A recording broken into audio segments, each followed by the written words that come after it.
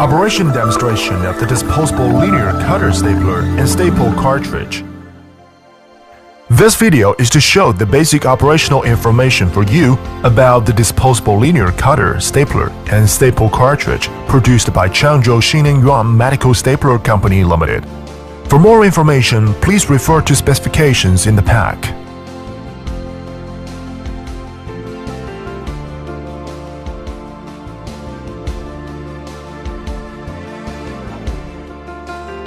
Open the pack.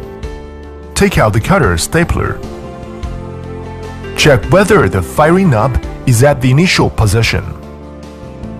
Release the handle to separate the instrument and remove the protective cap of staple cartridge. For demonstration purpose, put 2 pieces of foaming paper. The firing knob position must be kept at the initial position while the instrument is folded. Align the opening groove along the central axis direction on the other half to fold the instrument. Then compress the handle. Use a thumb and index finger to pinch the firing knob. Put it along the central axis direction of the instrument to the end without any stop in the process.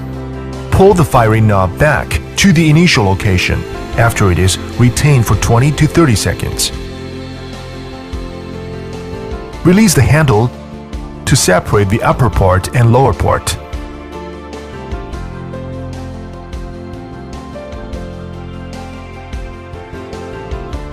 Take out the instrument.